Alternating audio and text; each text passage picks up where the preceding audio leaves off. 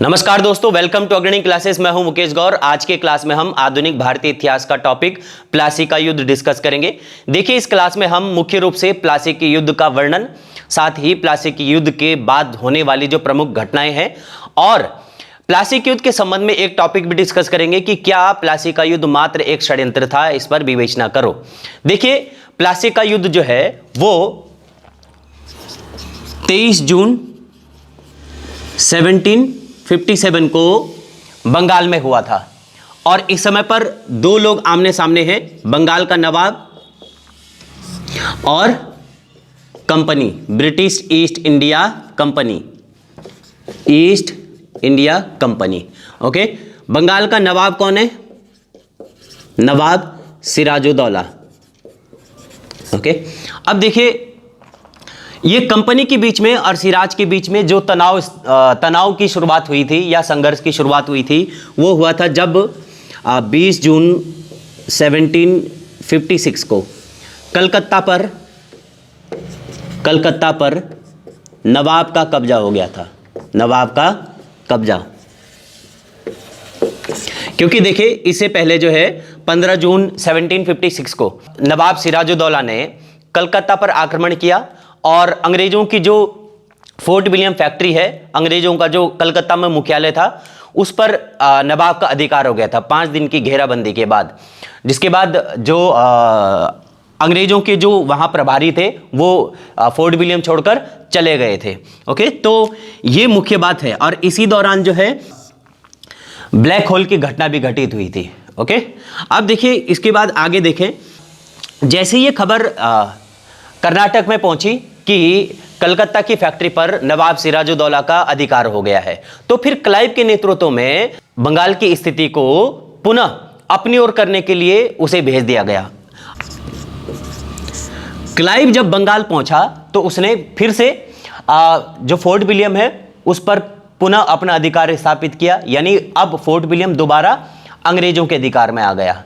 और फिर ये जो कलकत्ता था, कलकत्ता का नाम अलीनगर रखा था नवाब सिराजुद्दौला ने। अब क्लाइव के बीच में और सिराज के बीच में, क्लाइव के बीच में और सिराज के बीच में एक संधि हुई थी, उस संधि का नाम है अलीनगर की संधि। देखिए, अलीनगर की संधि 9 फरवरी 1757 में हुई थी। अलीनगर की संधि के बाद कंपनी के बीच में और सिराजुद्दौला के बीच में और ज़्यादा तनाव बढ़ने लग गया था। देखिए, इस संधि के तहत कंपनी को बंगाल की फैक्ट्री को दुर्गीकरण करने का अधिकार मिला, साथ ही बंगाल में सिक्के ढालने का अधिकार मिला। इसके अलावा क्लाइव पर यह दबाव था कि वो जल्द से जल्द जो बंगाल का जो मामला है उसको सॉल्व करे। इसलिए क्लाइव ने जो है अपनी योजना बनाई और अपने कार्य में लग गया। इस समय देखिए, जो सिराजुद्दौला है, सिराजुद्दौला चारों ओर से अपने दुश्मनों से घिरा हुआ था। नंबर एक बात, भारत में इस समय उत्तर पश्चिम की ओर से अफगानिस्तान का आक्रमण हो रहा था, अफगानों का आक्रमण, अफगान आक्रमण। अब देखिए, अहमद शाह अब्दाली, देखिए उसका आक्रमण दिल्ली पर हुआ। वहीं पश्चिम की ओर से मराठा आक्रमण का भय था और बंगाल में दो दुश्मन हो गए इसके, एक जो दिख रहे हैं सामने ब्रिटिश ईस्ट इंडिया कंपनी और दूसरा जो अदृश्य हैं विश्वासघाती, जिन लोगों ने अंग्रेजों का साथ दिया, जिन लोगों ने नवाब के साथ विश्वासघात किया, षड्यंत्र किया। तो बंगाल में कौन है? एक तो है ईस्ट इंडिया कंपनी और दूसरे और कौन है? विश्वासघाती। अब देखिए, ये विश्वासघाती कौन कौन लोग थे जो क्लाइव के साथ षड्यंत्र में शामिल थे प्लासी युद्ध के पूर्व संध्या पर और प्लासी युद्ध के मैदान में? पहला व्यक्ति था नवाब का प्रमुख सेनापति मीर जाफर, ये मुख्य सेनापति है। और दूसरा व्यक्ति था राय दुर्लभ, ये दीवान या वित्त मंत्री। और अमीन चंद, धनी व्यापारी बंगाल का। और जगत सेठ, ये साहूकार था फेमस, ये इसका मूल नाम फतेह चंद था। मोहम्मद शाह रंगीला उत्तर मुगल कालीन बादशाह ने इसको जगत सेठ की उपाधि दी थी। अब देखिए, ये सभी विश्वासघाती अब ये नवाब के दुश्मन हैं और क्लाइव ने सबसे पहले क्लाइव को जैसे ये पता चला कि ये जो नवाब के प्रमुख अधिकारी है ये सभी क्या है, नवाब से असंतुष्ट है, नवाब से असंतुष्ट।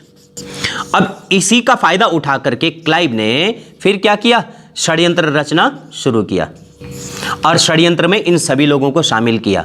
जो ये राय दुर्लभ है और अमीन चंद है, ये दोनों ही बिचौलिए बने। इन्हीं दोनों के माध्यम से क्लाइव ने अपने साथ नवाब के प्रमुख अधिकारियों को शामिल किया था षड्यंत्र में। तो ये थे प्लासी के युद्ध की थोड़ी सी भूमिका कि इससे पहले जो प्रमुख आधार बने थे वो कौन कौन से थे। लेकिन अब आता है सबसे महत्वपूर्ण, ये अलीनगर की संधि के बाद क्लाइव पर जब दबाव था कि वो बंगाल का मामला जल्द से जल्द सॉल्व करे, क्लाइव ने क्या किया, 13 मार्च 1757 को चंद्रनगर पर आक्रमण किया। चंद्रनगर में फ्रांसीसियों की फैक्ट्री है और इस फैक्ट्री पर कब्जा जमा लिया था। अब देखिए यही प्रमुख कारण बना, इसका एक तात्कालिक प्रमुख कारण प्लासी के युद्ध का, क्योंकि फ्रांसीसी कंपनी को नवाब सिराजुद्दौला का समर्थन था। इसलिए देखें नवाब के बीच में और कंपनी के बीच में तनाव और बढ़ने लग गया। अब आया फिर प्लासी के युद्ध का समय। 23 जून की पूर्व रात को ये सब लोग षड्यंत्र में शामिल हुए। इसके बाद क्लाइव ने बंगाल की राजधानी मुर्शिदाबाद की ओर प्रस्थान किया और अब नवाब की सेना भी उधर से तैयार होकर के दोनों ही सेनाएं फिर आमने सामने प्लासी के मैदान में। और ये प्लासी एक गांव था और उस गांव के आम के बगानों में ये दोनों सेनाएं आमने सामने हुई 23 जून 1757 को। अब देखिए इस युद्ध का क्या वर्णन था, कैसे हम ये बता सकते हैं या कैसे हम ये जान सकते हैं कि ये युद्ध एक मात्र षड्यंत्र था। देखिए एक तरफ कौन है, बंगाल यानी कि नवाब की सेना और दूसरी ओर कौन है, ब्रिटिश ईस्ट इंडिया कंपनी। और इस समय ये कौन है, क्लाइव। अब देखिए बंगाल की सेना का नेतृत्व कौन कर रहा था, मीर जाफर। और ईस्ट इंडिया कंपनी की सेना का नेतृत्व क्लाइव कर रहा था। देखिए इसके बाद जो है जब ये दोनों सेनाओं के आमने सामने से जो एक युद्ध हुआ था, नवाब के दल में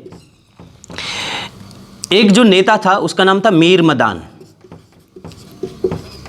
और दूसरा आदमी था मोहनलाल।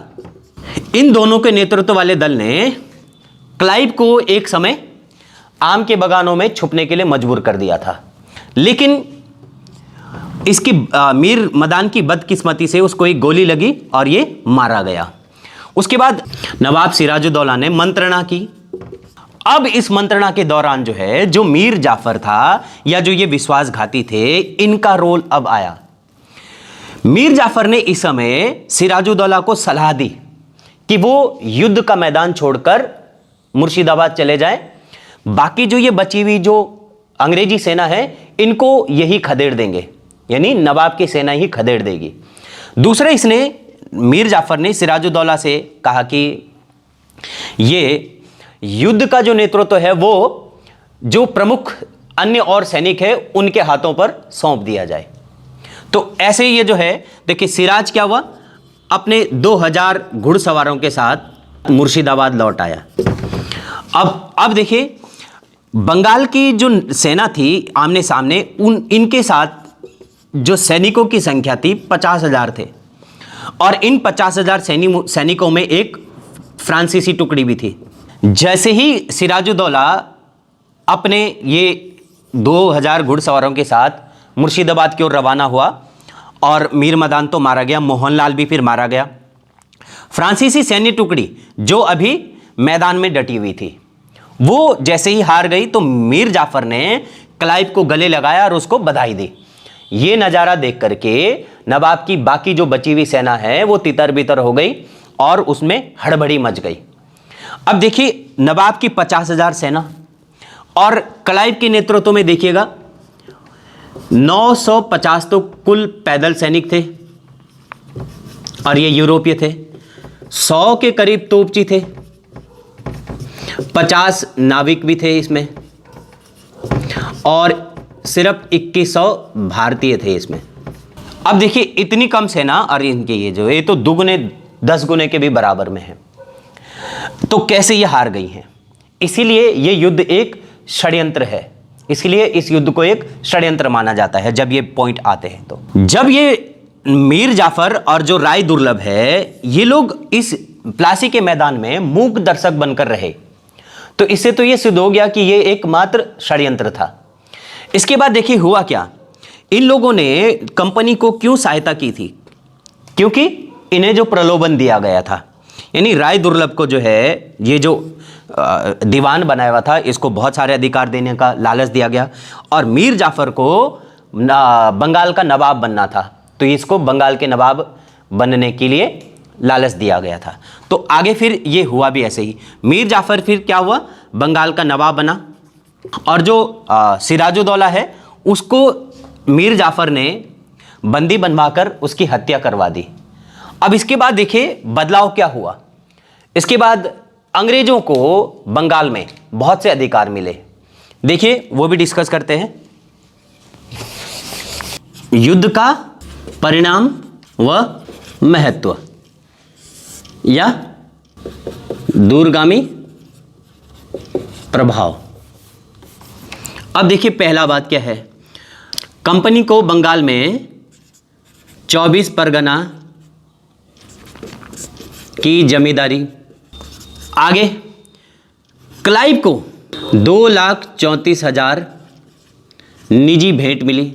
इसके अलावा सेना और नाविक, उन्हें 50 लाख रुपए का इनाम दिया गया नवाब के द्वारा, जो अब नया नवाब था बंगाल का।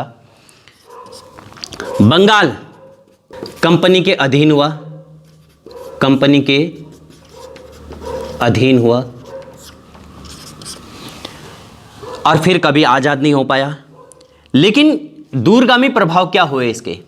दूरगामी प्रभाव ये हुए कि जो नवाब है अब वो कंपनी के हाथों की कठपुतली बन गया, यानी नवाब का पद और रक्षा ये किस पर निर्भर है?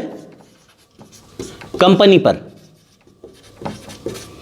कि ये अपने पद पर बना रहेगा या नवाब की जो रक्षा की जाएगी वो कंपनी के सैनिकों के द्वारा की जाएगी। तो ये बदलाव हो गया। इसके बाद जो है आगे देखिए, जब ये प्लासी का युद्ध हुआ तो प्लासी के युद्ध से अधिक संसाधनों पर कंपनी का अधिकार हुआ, या कंपनी को बहुत से संसाधन प्राप्त हुए। क्योंकि देखिए इस समय जो बंगाल था एक भारत का एक धनी प्रांत माना जाता था, और इस धनी प्रांत पर इस कंपनी का जैसे अधिकार हुआ तो फिर तो इन्होंने भारत को लूटना शुरू कर दिया था।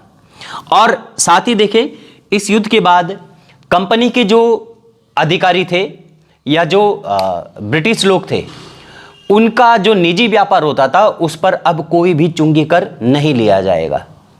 तो ये इस प्लासी के युद्ध का एक वर्णन, इसके प्रमुख कारण और इसके दूरगामी प्रभाव, ये आज की क्लास में हमने डिस्कस किए। इसके अलावा देखिए प्लासी के युद्ध के संबंध में यह भी कहा जाता है कि क्योंकि देखिए 1757 ईस्वी में हुआ था ये, और कुछ साम्राज्यवादी इतिहासकार मानते हैं कि 1757 ईस्वी से भारत में मध्य युग का अंत हुआ और आधुनिक युग की शुरुआत हुई। इस पर अपना विचार प्रस्तुत कीजिए।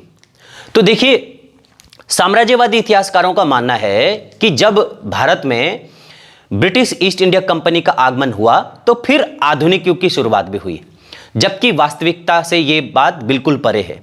क्योंकि देखिए भारत में कंपनी के आगमन मात्र से कैसे आधुनिकता आ जाएगी? क्यों? क्योंकि देखिएगा जब ये प्लासी का युद्ध हुआ था, इस प्लासी के युद्ध के बाद भारत में क्या बंगाल में भी जो है प्रशासनिक, सांस्कृतिक और सामाजिक, ये सभी जो परंपराएं थी या जो सभी व्यवस्थाएं थी ये मध्यकाल की जैसे बनी रही, इनमें कोई भी बदलाव नहीं आया। भारतीयों की जिंदगी में कोई बदलाव नहीं आया। भारतीय प्रशासन में कोई बदलाव नहीं देखा गया, संस्कृति और समाज में भी कोई प्रभाव नहीं देखा गया आगे, या कोई बदलाव नहीं देखा गया। इसके अलावा देखिएगा, जैसे अब ये जो नवाब है, नवाबों की स्थिति क्या हो गई थी कि नवाब अब कंपनी के हाथों की कठपुतली बन गए थे। एक बार ये देख लीजिएगा कि सबसे पहले देखिए स्वतंत्र नवाब कौन बना था? अलीवर्दी बंगाल का नवाब 1741 से 1756 तक। और फिर उसके बाद सिराज बना, सिराजुद्दौला 1756 से 1757 तक। और फिर कौन बना? मीर जाफ़र 1757 से 1760 तक रहा। उसके बाद फिर मीर जाफ़र का दामाद मीर कासिम, ये बंगाल का नवाब बना 1760 से 63 तक। जब मीर कासिम को हटाया गया, फिर से दोबारा से मीर जाफ़र बंगाल का नवाब बना। तो देखिए, आज की क्लास में हम इस टॉपिक के संबंध में इतना ही डिस्कस करेंगे। आगे अन्य जो टॉपिक है वो अगली क्लास में हम डिस्कस करेंगे। तब तक के लिए अगर आपको हमारी क्लासेस अच्छी लगती हैं तो आप वीडियो को लाइक कीजिए, कमेंट कीजिए, शेयर कीजिए, साथ ही बेल आइकन को भी प्रेस कीजिए। और यदि आप नए हैं तो चैनल को जरूर सब्सक्राइब कीजिएगा, ताकि जैसे ही कोई वीडियो आएगी आपको उसका नोटिफिकेशन मिल जाएगा। तो मिलते हैं अगली क्लास में, तब तक थैंक यू, धन्यवाद।